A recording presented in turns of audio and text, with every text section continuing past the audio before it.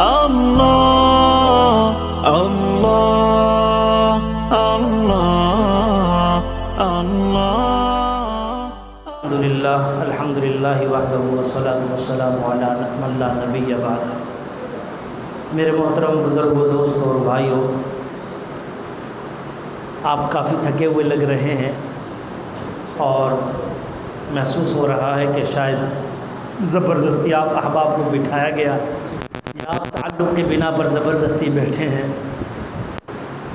یاد رکھیے، جو یہ مجلس، جو محفل ہے، چاہے 5 افراد چاہے 10 افراد ہوں، اور ذکر اہل بیت کا ہو، اصحاب محمد کا ہو، یہ باعث ثواب ہے، کار خیر ہے۔ اسی لیے ضرورت نہیں، آپ اپنے مرجھائے ہوئے چہروں کو مسکرانے کے اندر تبدیل کیجئے۔ میرے دادا پیر حضرت مولانا عارف باللہ شاہ حکیم محمد اختر صاحب نور اللہ مرقدہ، ایک مرتبہ بنگلہ دیش میں حضرت کا بیان تھا، لکھا ہے کہ وہاں 7-8 ہزار کا مجمع تھا، تو حضرت نے وہاں پر تقریر شروع کرنے سے پہلے ایک جملہ کہا، میں بھی یہی کہتا ہوں۔ حضرت نے فرمایا کہ جو سنجیدہ چہروں والے ہیں وہ پیچھے چلے جائیں، اور جو خندیدہ مسکراتے چہرے والے ہیں وہ آگے آ جائیں۔ کیوں؟ فرمایا جہاز زیادہ سنجیدہ چہرے لے کر مجلس میں کسی بھی محفل میں بیٹھتا ہے تو اس سنجیدہ چہرے والوں کو دیکھ کر خطیب کی طبیعت کھلتی نہیں ہے۔ وہ کہتے ہیں یار پتہ نہیں یہ مجھ پہ غصہ ہے، یہ پہلے سے غصے ہو کے آیا ہے۔ اس لیے آپ خندیدہ مسکراتے چہروں کے ساتھ بیٹھیے، اور جن ہستیوں کا ذکر کر رہے ہیں وہ اللہ تعالیٰ کے ہاں مقام پا چکی ہیں اور ان کی فضیلت ہے، کوئی غم نہیں، وہ تو شہادت ہے اللہ کے ہاں۔ ان کے جو درجات ہیں اس کا تو ہم تصور ہی نہیں کر سکتے، لہذا فائدہ ان کے ذکر سے انہیں نہیں ہوگا، ان کے ذکر سے فائدہ ہمیں ہوگا کہ اللہ کے ہاں ہماری نیکی لکھی جائے گی، ہمارے نام اعمال میں اضافہ ہوگا، ہماری ایمانی غیرت میں اضافہ ہوگا۔ اسی لیے آپ مسکراتے چہرے کے ساتھ ذرا ہوش سے توجہ سے بیٹھیے گا۔ مختصر سی بات ہوگی تاکہ ہم شان اصحاب محمد اہل بیت دونوں کا مختصر، اور ہمیں کیا حکم ہے ہمارا، ان کے ساتھ کیا تعلق ہے، اسی پر انشاءاللہ گفتگو ہوگی۔ آگے میرے بھائی سمجھ، ہاتھ کھڑا کیجئے جو اب آپ کہتے ہیں کہ ہمیں سمجھ نہیں آئی، لگتا آگے سب کو جزاک اللہ۔ سن 2 ہجری کسے کہتے ہیں؟ یاد رکھیے گا، ہم مسلمانوں کا جو اسلامی سال ہے اس کی ابتدا نبی پاک صلی اللہ علیہ وآلہ وسلم، امام الانبیاء، رئیس الانبیاء، مولائے کل، دانائے سبل، ختم الرسل، آمنہ کے در یتیم، ہمارے اور پیارے پاک پیغمبر صلی اللہ علیہ وسلم نے جب مکہ سے مدینہ ہجرت فرمائی تھی، اس ہجرت کے سال سے، اس دن سے ہم مسلمانوں کے اسلامی سال کی ابتدا ہوئی تھی، اسی لیے ہجری سال کہا جاتا ہے۔ ہجری کی نسبت ہجرت کی طرف ہے۔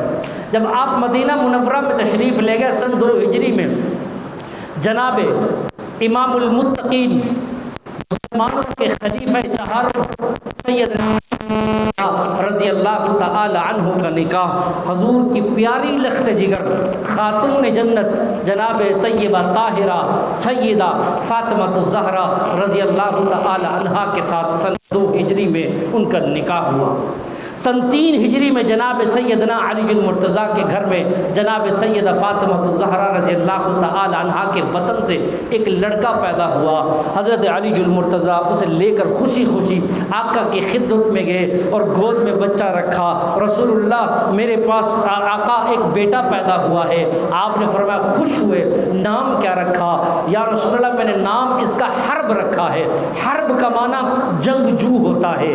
حضرت علی المرتضیٰ نے حرب اس لیے نام رکھا کیونکہ خود شجاعت کے پیکر تھے اور خود بہادری کے جھنڈے گاڑنے والے تھے، کبھی میدان جنگ سے قدم ڈگمگایا نہیں تھا، اسی لیے اس شوق میں اپنے بیٹے کا نام حرب رکھا جس کا مطلب جنگجو ہے۔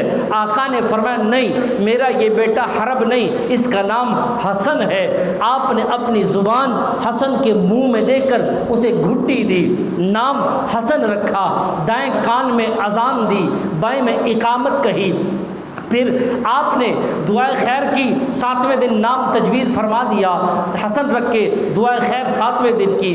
پھر سن 4 ہجری میں ایک اور بیٹا پیدا ہوا، علی المرتضیٰ وہ بیٹا لے کر رسول اللہ کی خدمت میں حاضر ہوئے، اللہ نے ایک اور بیٹا دیا، خوش ہوئے آقا، بہت خوش ہوئے۔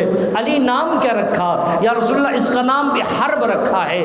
آپ نے فرمایا نہیں، اس کا نام حسین ہے۔ پھر آپ نے گھٹی دی، زبان چسوائی، اذان دی، تکبیر دی، پھر آپ نے فرمایا اللہ نے یہ نام حسن اور حسین میرے بیٹوں کے لیے آسمان میں چھپا کے رکھے تھے، آج سے تخلیق آدم سے لے کر آج تک کسی کا نام اس روئے زمین پر حسن حسین نہیں رکھا گیا، آج پہلی مرتبہ میرے ان بیٹوں کا نام حسن اور حسین اللہ نے عرشوں سے اتارا۔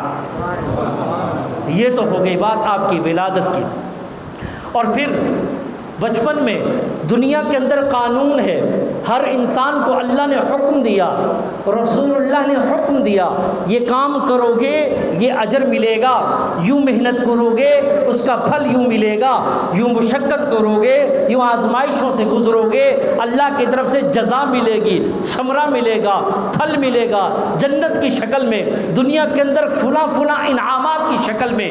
واحد کائنات کے اندر 2 شخصیات ایسی ہے جو حسن اور حسین، جنہیں حسنین کریمین کہا جاتا ہے رضی اللہ تعالی عنہما، جن کو بچپن میں ابھی انہوں نے کوئی کام نہیں کیا، کوئی محنت نہیں کی، کوئی مشقت نہیں اٹھائی، کوئی آزمائش نہیں آئی، بچپن میں آقا نے فرما دیا کہ یہ دونوں میرے بیٹے، یہ دونوں میرے پھول، یہ دونوں میری بے لخت جگر کے نور نظر، یہ نوجوانوں کے جنت کے اندر سردار ہوں گے۔ کبھی کچھ نہیں کیا، فضیلت عطا کر دی گئی۔ مسجد میں آپ تشریف فرما ہیں، خطبہ کا ٹائم ہے، جمعہ کا خطبہ ہے، بڑے حسن چھوٹے حسین اپنے قد سے بڑے جبے سرخ دھاری دار حدیث میں آتا ہے پہنے ہوئے مسجد میں آ رہے ہیں، اور وہ سوٹ اتنا لمبا ہے کرتا کے قدموں میں اڑتا ہے، کبھی وہ گرتے ہیں پھر اٹھتے ہیں پھر گرتے ہیں، آقا دیکھ رہے ہیں، آپ سے یہ گرنا برداشت نہ ہوا، خطبہ چھوڑ کر منبر سے اتر کر جا کر ان دونوں شہزادوں کو گود پہ بٹھا کر حسن کو یوں دائیں طرف حسین کو بائیں طرف، پھر آپ نے پھولوں کی طرح آپ سونگھا کرتے تھے ان کے بالوں کو، ہاتھ پھینک کر کہا انما اموالکم و اولادکم فتنہ، اللہ نے سچ فرمایا ہے مال اور اولاد یہ انسان کے لیے آزمائش ہوتی ہے۔ پھر آپ نے تب وہاں منبر پر فرمایا تھا میرے یہ لخت جگر گر رہے تھے، حالانکہ کہاں سے گر رہے؟ زمین سے زمین پر، لیکن فرمایا مجھ محمد سے برداشت نہ ہوا، تب آپ نے ارشاد فرمایا کہ میرے دونوں بیٹے جنت میں نوجوانوں کے سردار ہوں گے۔ پھر آپ نے فرمایا یہ میرے جنت کے پھول ہیں، ان دونوں سے مجھے جنت کے پھولوں کی خوشبو آتی ہے۔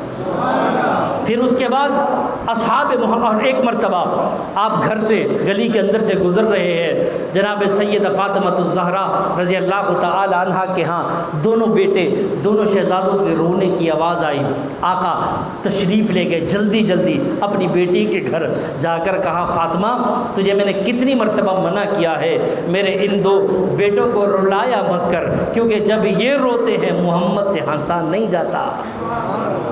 یہ فضیلت ہے، یہ حقیقت ہے۔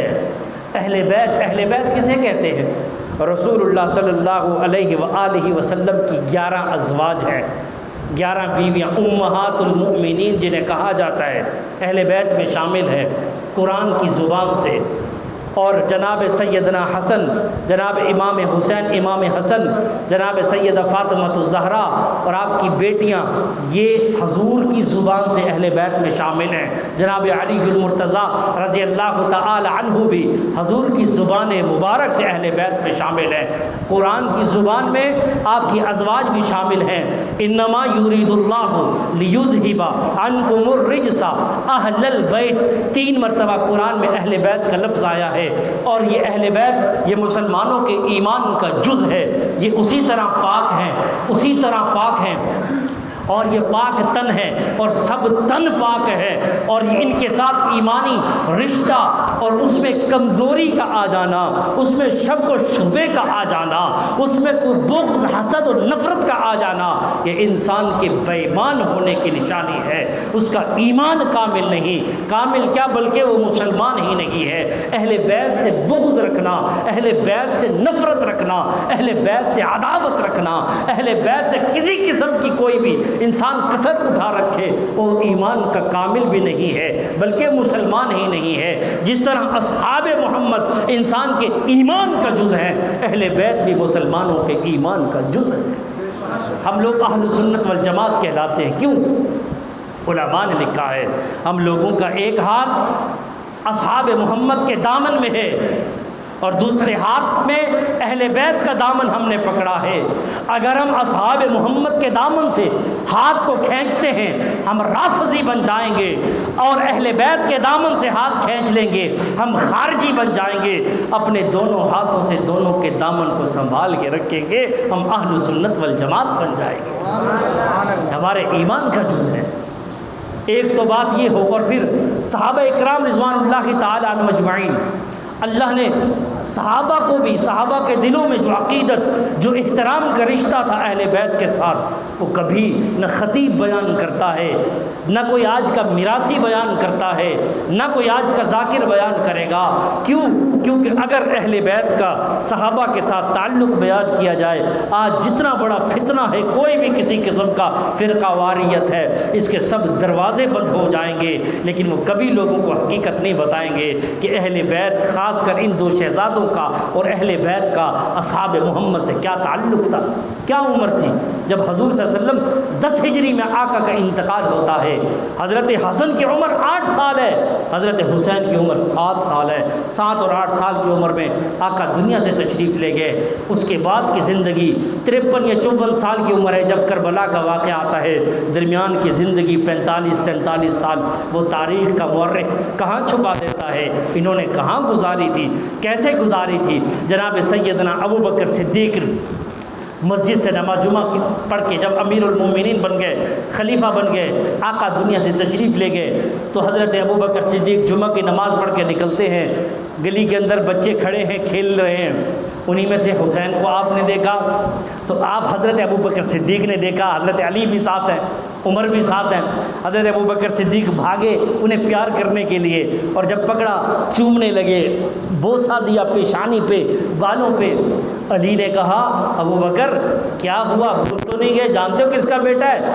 فرمایا ہاں میں جانتا ہوں، یہ بیٹا تو تیرا ہے، اس میں خوشبو رسول اللہ کی ہے، اسی لیے چوم رہا ہوں۔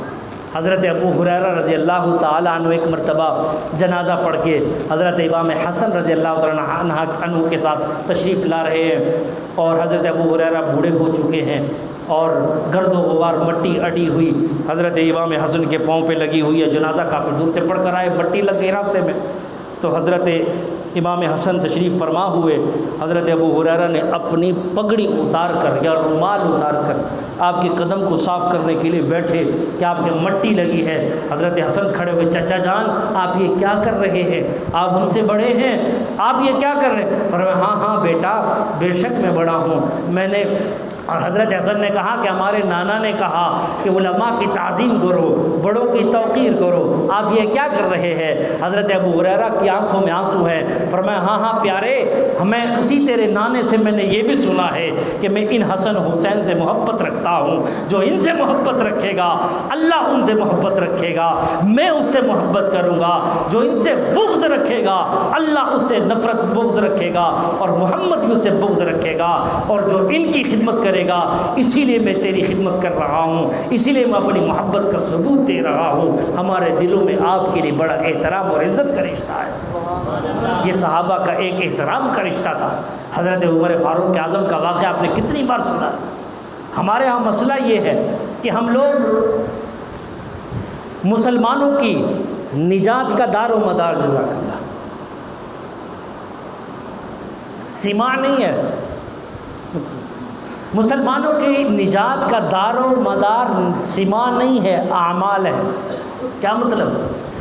ہم لوگوں کی نجات کا دار و مدار یہ نہیں ہے کہ ہم اچھی باتیں سنیں گے تو ہماری نجات ہو جائے گی، نہیں، فرمایا کہ تم اعمال پر اتر آؤ، عمل کرو گے تو نجات ہوگی، اچھی باتیں سننے پر نجات نہیں ہوگی۔ تو اچھی باتیں سننے کا مطلب یہ نہیں کانوں کو مزہ دینا ہے، بس مزہ آنا چاہیے، بس بات ختم، بات نکلے واہ واہ واہ واہ مزہ آ گیا، بھائی عمل بھی کرو، نہیں، عمل نہیں کریں گے، مزہ آ گیا۔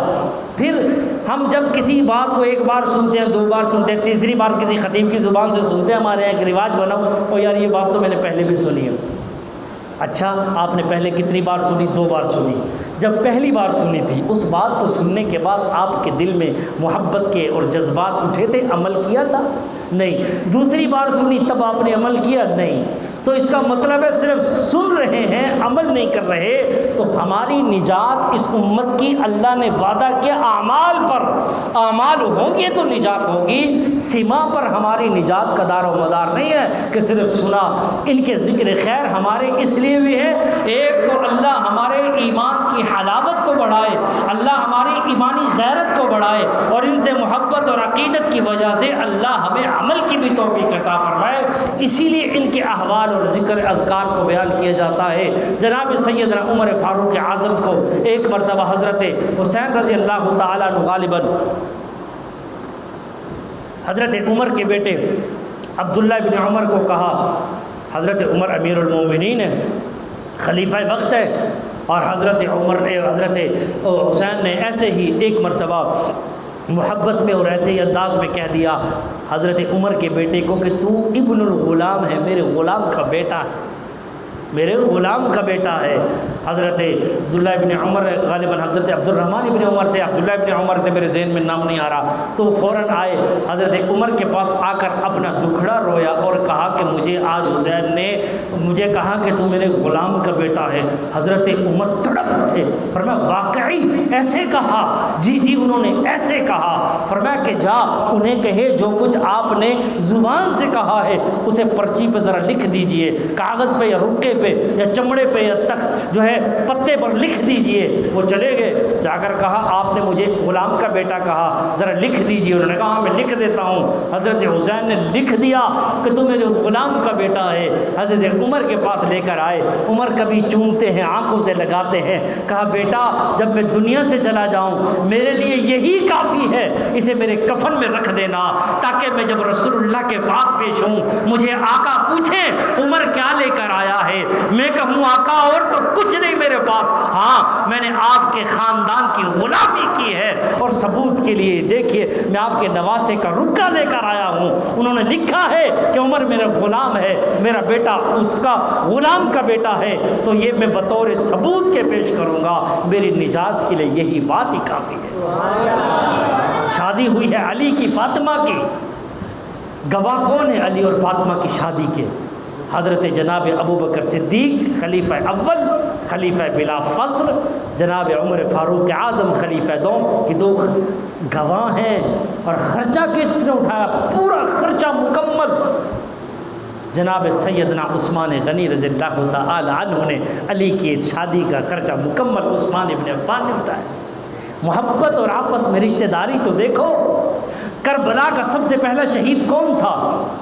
محمد اوسط بن علی تھا، حضرت حسین کا بھائی تھا، حضرت علی کا بیٹا ہے سگا، محمد اوسط ابن علی ہے۔ سب سے پہلے اس کی لاش گرتی ہے کربلا میں، 72 میں سے 21 افراد اہل بیت کے ہیں، اور جب سے پہلی لاش گری ہے ذرا بتاؤ نا، پوچھو نا رونے والوں سے کہ بھی بتاؤ کربل کے اندر حضرت حسین کو تو روتے ہو، باقی 21 جو تھے وہ بھی اہل بیت کے چشم و چراغ تھے، قیمتی خون تھا جو زمین پر بہا گیا۔ پہلا شہید کون تھا بتاؤ ذرا؟ نہیں بتائیں گے، کیوں؟ اگر بتائیں ان کے عقیدے پہ چوٹ پڑتی ہے۔ مسلمانوں کا عقیدہ مضبوط ہوتا ہے، ہمارے دلائل مضبوط ہوتے ہیں۔ پہلے شہید کا بھی اگر تذکرہ کر دیا جائے، کون تھا؟ محمد الاوسط ابن علی، حضرت علی کا بیٹا۔ کس بیوی سے تھا؟ امامہ کون ہے؟ رسول اللہ کی پہلی بیٹی جناب سیدہ زینب رضی اللہ تعالی عنہا کی بیٹی، حضور کی نواسی ہے امامہ۔ حضرت علی کی حضرت فاطمہ کی بھانجی ہے جناب سیدہ فاطمہ جب انتقال فرمانے لگی علی سے کہا آپ نے شادی کرنی ہے، لیکن میں آپ کو بتاتی ہوں کس سے شادی کرنی ہے، ایسی سے جس میں میری اخلاق اور عادات ہوں اور اس میں حیا ہو، آپ کی خدمت کا جذبہ بھی ہو، میرے بیٹوں کی تربیت بھی کر سکے اور میرے بیٹوں کا خیال بھی رکھے۔ علی نے کہا فاطمہ ایسی کون ہے جو تیری طرح میرا خیال رکھے اور تیری طرح اپنے بیٹوں پر اپنی جان نچھاور کرے؟ کون ہے جو تیری طرح حیا والی ہو، تیری صفات اس میں ہو؟ جناب سیدہ فاطمہ الزہرا رضی اللہ تعالی عنہا نے کہا علی المرتضی، ہاں وہ میری بھانجی امامہ ہے جو زینب سیدہ زینب کی بیٹی ہے۔ حضرت فاطمہ کے انتقال کے بعد حضرت فاطمہ کی بھانجی امامہ کے ساتھ حضرت علی المرتضی نے نکاح کیا، اس سے جو پہلا بیٹا پیدا ہوا وہ محمد الاوسط ابن علی ہے جو کربلا کا سب سے پہلا شہید ہے۔ عقیدے پر چوٹ کیسے پڑے آپ کو؟ مولوی صاحب آپ نے کہا کہ ان رونے والوں کے عقیدوں پر چوٹ پڑے گی کیونکہ وہ کہتے ہیں جناب سید رسول اللہ صلی اللہ علیہ وسلم سیدنا رسول اللہ صلی اللہ علیہ وسلم کی ایک بیٹی ہے، آپ کی 4 بیٹیاں ہیں۔ قرآن نے بھی کہا، قرآن سے بھی ثابت ہے، قرآن میں جہاں حضور کی کلی ازواجکا وبناتک کا لفظ آیا ہے، اگر ایک بیٹی ہوتی اللہ وبناتک نہ کہتے، بنتک کہتے، اللہ نے بنات کہا ہے۔ حضور کی 4 بیٹیاں ہیں، اس کی دلیل یہ ساری آپ رشتہ داریاں اٹھا کر دیکھو تب پتہ لگے گا کہ رسول اللہ کی 4 لخت جگر ہے اور 4 بیٹیاں ہیں، ان میں چھوٹی جناب سیدہ فاطمہ الزہرا ہے، اور ان سے سب سے پہلے حضور سے انتقال کے بعد سب سے پہلے جو گئی 6 ماہ میں جناب سیدہ فاطمہ الزہرا کا انتقال ہوا اور رسول اللہ کے پاس جا کر ان سے ملی۔ حسین سید، حسین آقا، حسین ملجا، حسین مأوا، حسین مرشد، حسین مولا، حسین آلہ، حسین اولا، حسین مہر و وفا کی ہستی، حسین صبر و رضا کی ہستی، حسین شرم و حیا کی ہستی، حسین جود و سخا کی ہستی، حسین باغ نبی کی خوشبو، حسین میرے علی کی خوشبو، حسین سے ہر ولی کی خوشبو، حسین ہے زندگی کی خوشبو، حسین مالک ہے خلد کا بھی، حسین منزل ہے راستہ بھی، حسین سایہ اور گھٹا بھی، حسین بخشش اور عطا بھی، حسین قرآن کی جیسے آیت، حسین عزت، حسین عظمت، حسین میرے نبی کی چاہت، حسین ہم سب کی ہے محبت، حسین سچ کا مزاج بھی ہے، حسین دین کا خراج بھی ہے، حسین سچ کا مزاج بھی ہے، حسین زندہ تھا آج بھی ہے، حسین ملت کا تاج بھی ہے، حسین جنت کا شہزادہ، حسین پاکی کا ہے لبادہ، حسین سید کا خانوادہ، حسین زندگی کا ہے جادہ، حسین امت کی آبرو ہے، حسین حق سچ کی گفتگو ہے، حسین باطل کے دو بدو ہے، حسین تا حشر سرخ رو ہے، حسین عظمت کا استعارہ، حسین پیارا بہت ہی پیارا، حسین بنتا نہیں دوبارہ، حسین بس ایک ہی ستارہ، حسین وحدت کا جام نادر، حسین عالی مقام نادر، حسین میرا امام نادر، حسین کو ہے سلام نادر۔ کیا پوچھتے ہو؟ محبت سے نعرہ لگا دیجئے۔ کیا اہل بیت کی محبت اور عقیدت کا کیا پوچھتے، ہمارے ایمان کا جز ہے۔ اب آئیے اصحاب محمد، صحابہ کون؟ صحابی کسے کہتے ہیں؟ صحابی آسان سی بات، صحابی صحبت سے ہے جس نے آقا نامدار سرور کائنات امام الانبیاء محمد مصطفیٰ صلی اللہ علیہ وسلم کی صحبت میں بیٹھا، آپ کی صحبت اٹھائی ہے، صحبت میں بیٹھا ہے، تربیت اپنی کروائی ہے، اسے صحابی کہتے ہیں۔ پوری دنیا کے اولیاء، کتب، ابدال، محدث، مفسر، محقق، مفکر مل کر ایک حضرت بلال کی قدموں کی دھول کے برابر بھی نہیں۔ کیوں؟ بلال کے اعمال زیادہ نہیں کہ فضیلت ہے، تہجد گزار تھے یا وہ ہے یا وہ ہے، مطلب یہ ہے کہ اعمال کی بدولت کی وجہ سے صحابہ کو عظمت نہیں ہے۔ صحابہ کا ترہ امتیاز کہ انہوں نے نبی کی صحبت اٹھائی ہے، انہوں نے حضور کو اشہد ان محمد رسول اللہ، جب بلال نے کہا نا اشہد ان محمد رسول اللہ، تب بلال نے اس نگاہوں سے محمد کے چہرے کو دیکھا ہے۔ یہ عظمت ہے۔ صحابی کو بھوک لگی، حضور وضو فرما رہے ہیں، بھاگتے ہوئے آئے، حضور کو دیکھنے لگ گئے۔ آپ نے فرمایا کیا ہوا؟ کہا یا رسول اللہ گھر میں دل نہیں لگتا، بھوک ستاتی ہے، پیاس ستاتی ہے، آپ کے چہرے کے دیدار کر لیتے ہیں، بھوک اور پیاس ختم ہو جاتی ہے۔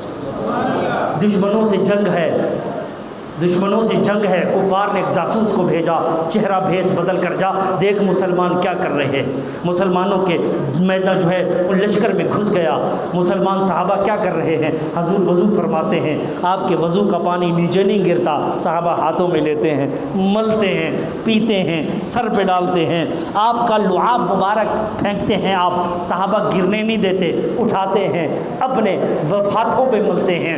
اس نے جاسوس نے دیکھا، جا کر اپنے لشکر والوں سے کہا، اپنے قائد سپاسالار سے کہا، بہتری چاہتے ہو بھاگو یہاں سے، یہ جنگ تم جیت نہیں سکتے۔ انہوں نے کہا یہ کیسے؟ ہم نے تجھے بھیجا جا کر معلومات لے، جاسوسی کر، تو آ کر ہمیں ڈرا رہا ہے، ان کی سائیڈ اور لے رہا، فیور کر رہا ہے۔ اس نے کہا بات یہ ہے میں جو منظر دیکھ کے آیا ہوں تم سن نہیں سکتے، وہ میں یہ دیکھ کے آیا ہوں اس نبی کے ماننے والے، اس کے وفادار، اس کے حبیدار، اس کے جانثار، اس کے تابعدار وہ ایسے ہیں جو اپنے نبی کا لعاب تھوک زمین پر نہیں گرنے دیتے، وہ اپنے نبی کا خون زمین پر کیسے گرنے دیں گے؟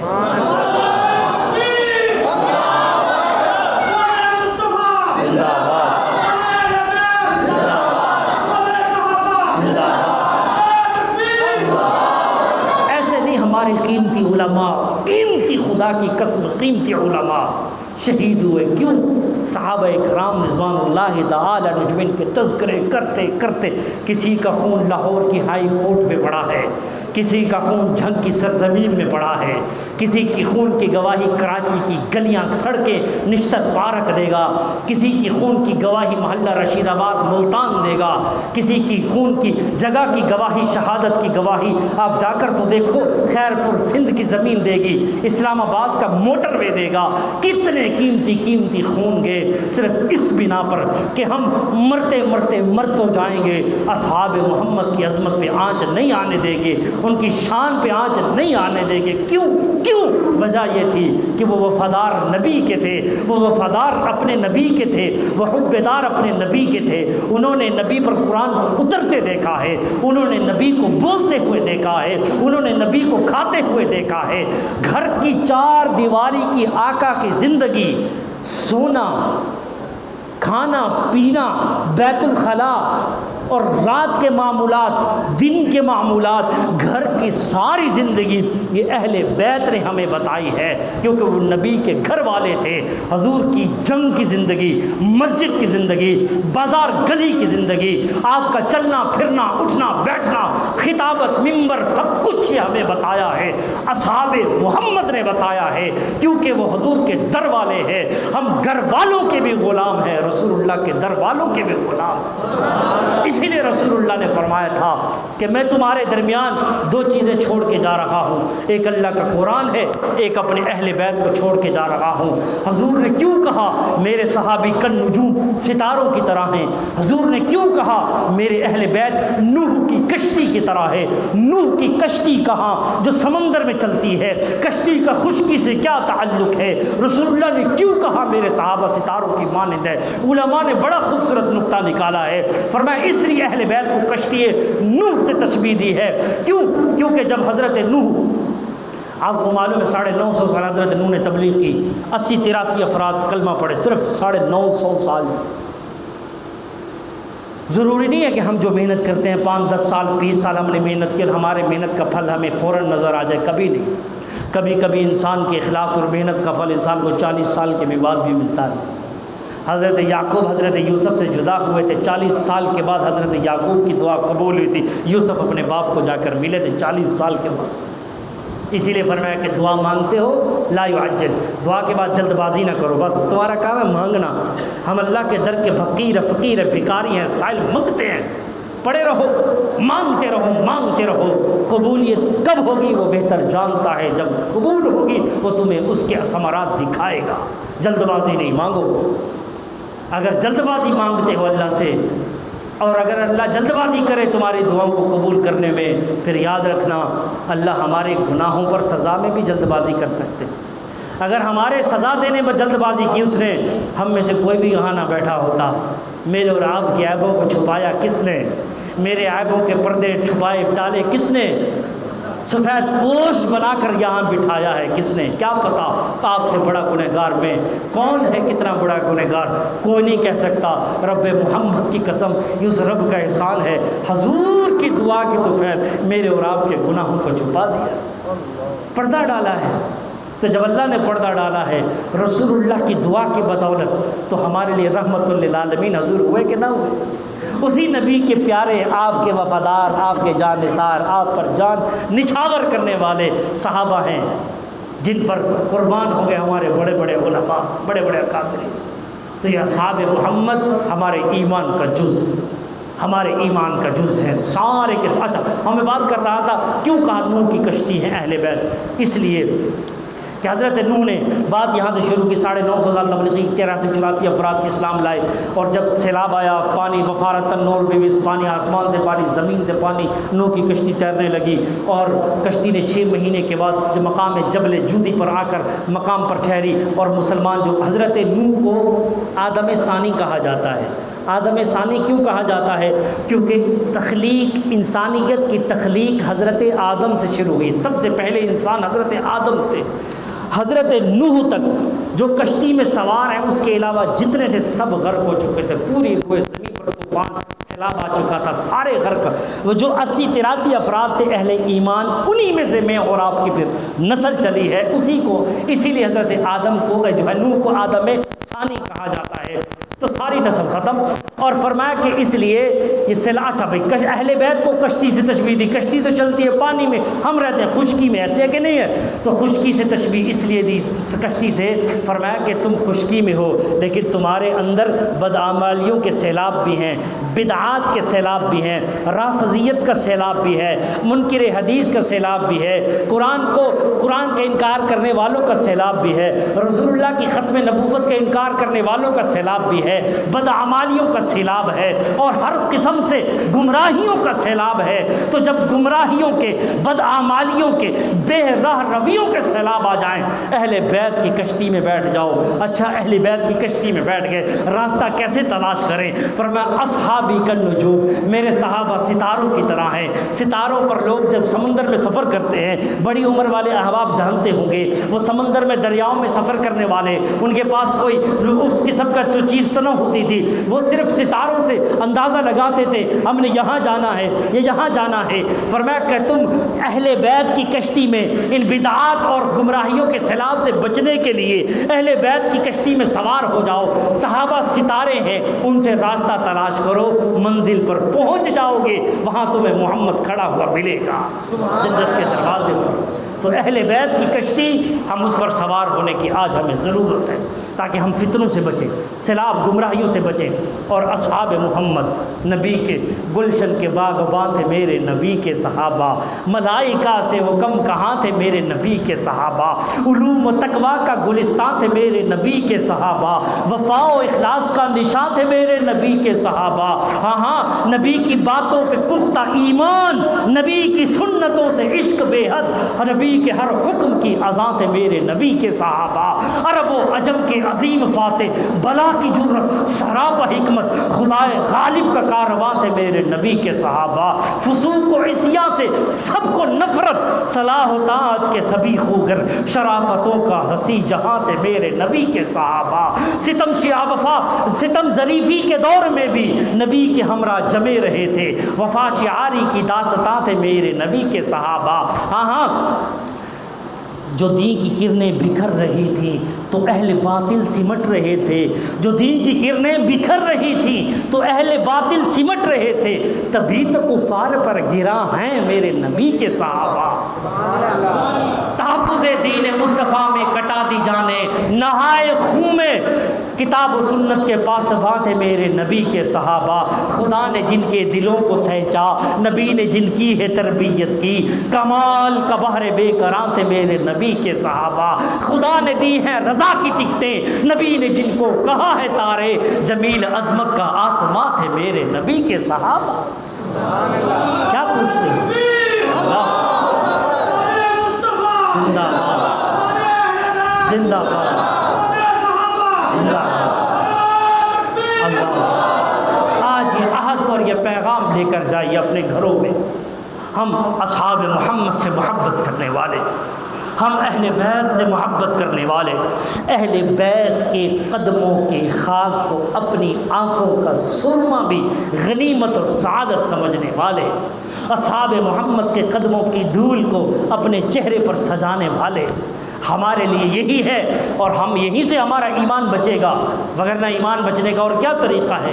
لہٰذا بات کا خلاصہ یہ نکلا کہ اصحاب محمد ہمارے ایمان کا جز ہیں، اہل بیت ہمارے ایمان کا جز ہیں، دونوں ہمارے سروں کے تاج ہیں، ان کی کوئی آپس میں جو ہے ان کی نفرت نہیں تھی، کوئی صحابہ اور اہل بیت کی دشمنی نہیں تھی، سب محبت، عزت، خلوص کا رشتہ تھا، احترام کا رشتہ تھا۔ اگر یہ رشتہ نہ ہوتا، حضرت حسین کے بیٹے کبھی ان کا نام ابو بکر نہ ہوتا، عمر نہ ہوتا، عثمان نہ ہوتا، حسن کے بیٹوں میں بھی سی عمر، عثمان، علی نام نہ رکھتے، حضرت عمر بھی، اور کتنے صحابہ نے اپنے اہل بیت کے ناموں پر اپنے بچوں کے نام رکھے ہیں۔ یہ نام رکھنا بتاتا ہے کہ محبت تھی، عقیدت تھی۔ لہٰذا ان تذکروں کا مقصد کیا ہے؟ اللہ ہمارے دریچوں کو کھول دے، ہمارے ذہن کی ان دیواروں کو، دروازوں کو کھولے، گمراہی کو اتارے، روشن کرے ہمارے دل و دماغ کو۔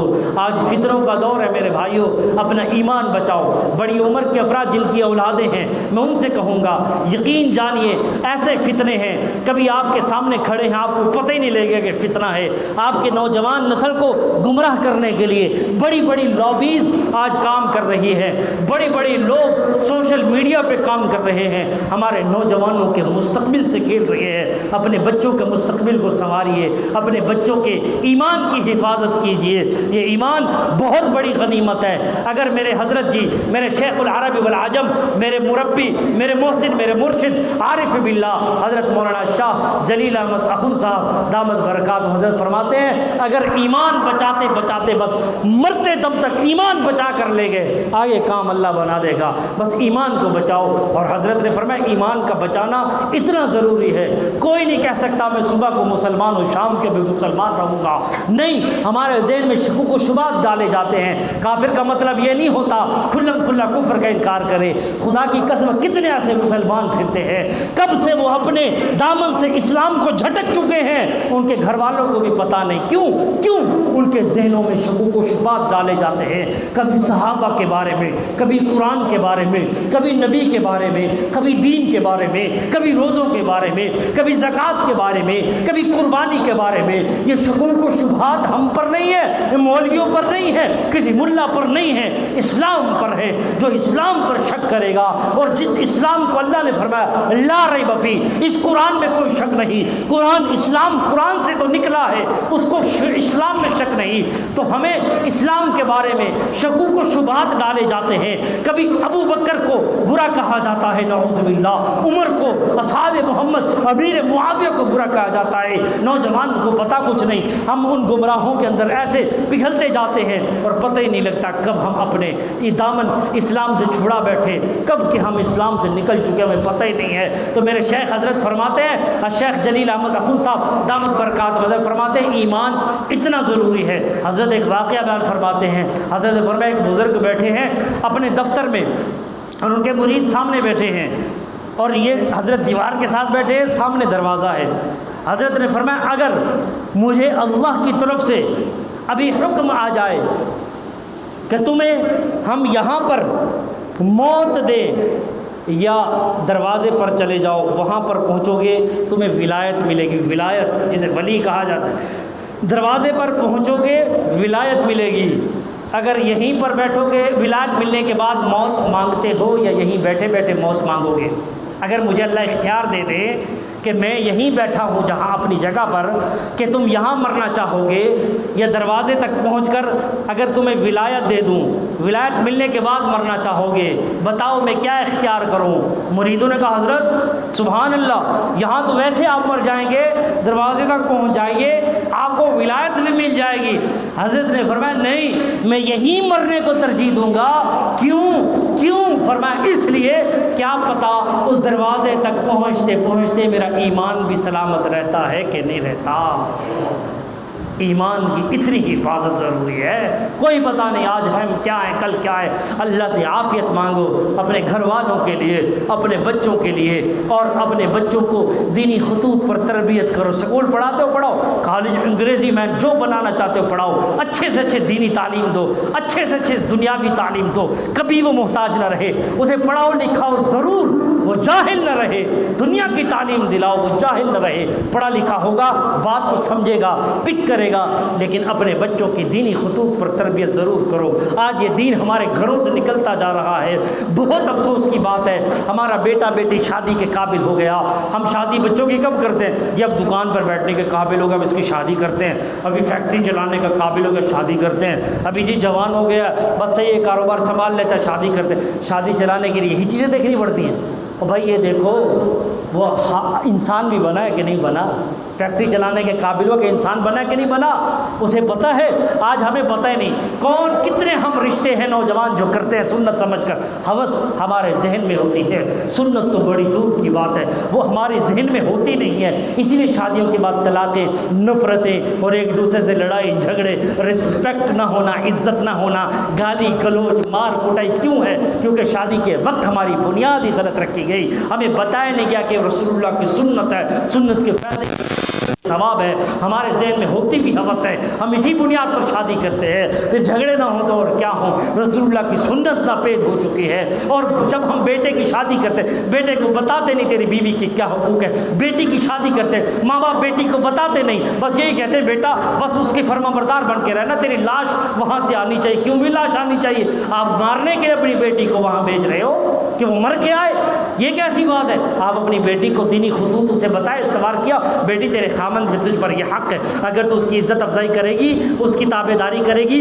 تو وہ احسان نہیں کرے گی, اللہ کا حکم ہے جو مان کر کرے گی. اس کے ذہن میں بٹھاؤ تو صحیح اللہ کا حکم ہے, اسے بتاؤ تو صحیح تیرے فرائض منصبی میں شامل ہے, اسے بتاؤ تو صحیح کہ خامند کی کیا حقوق ہے, اسے بتاؤ تو صحیح کہ تیرے ساس سسر کے تجھ پر کیا حقوق ہے, اسے بتاؤ تو صحیح تیرے دیور اور جیٹھوں کے تجھ پر کیا حقوق ہے. ہم بتاتے نہیں, بس وہ جاتے ہیں, بس غلامی کرنے کے لیے آئی ہے, بس تو آئی ہے اب ہمارے گھر کے سارے کام تیرے ذمہ. اور خامند صاحب کبھی محبت سے آ کر بولے گا نہیں بیوی سے, کبھی دو پیار کے بول بولنے نہیں ہے, کبھی آ کر مسکرا کر بیوی کی طرف دیکھنا نہیں ہے. اور تو چاہتا ہے کہ ساری دنیا تیری عزت کرے, تیری بیوی بھی عزت کی طلبگار ہے, تو بھی اسے عزت دے. تو چاہتا ہے لوگ تجھ سے پیار سے بات کریں. کیا تیرے گھر میں بیٹھی وہ پرائی لڑکی سب سے زیادہ وفاداری عورت میں ہوتی ہے, مرد سے زیادہ وفاداری عورت میں ہوتی ہے. میرے شیخ فرماتے اس لیے کہ عورت, فرمایا کہ ایک عورت صرف اسلام کی بنیاد پر, کلمے کی بنیاد پر ایک غیر مرد کے لیے اپنی ماں کو, اپنے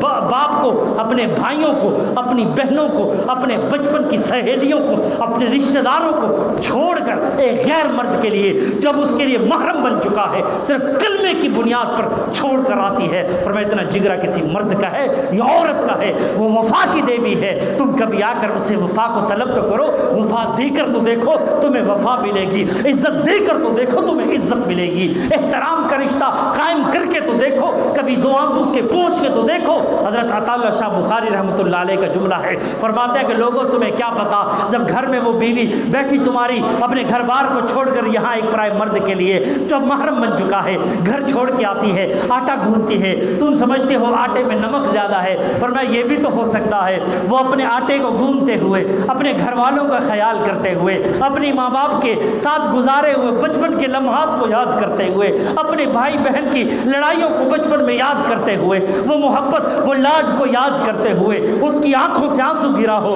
وہ آنسو جا کر آٹے میں ملے ہوں, وہ نمک تیز ہوا ہو. تجھے کیا پتا یہ نمک اس کی آنکھوں کا عرق ہے جو خون جگر کا ہے, وہ جگر کا خون آنکھوں سے بہتا ہے, آنسو کی شکل میں بہتا ہے. اور میں تمہیں کیا معلوم وہ کہاں سسک کے آنسو بہا رہی ہے. کبھی 2 لمحے جا کر اس سے پوچھا ہے کہ تو نے میرے ساتھ 30 سال گزارے ہیں, کیا مجھ سے کوئی شکایت رہی, کیسے گزارے؟ فرمایا حضرت عمر فاروق اعظم کو ایک شخص نے کہا, حضرت مجھے اپنی بیوی کو طلاق دینی ہے، مجھے پسند نہیں ہے، میرے معیار میں پورا نہیں اترتی۔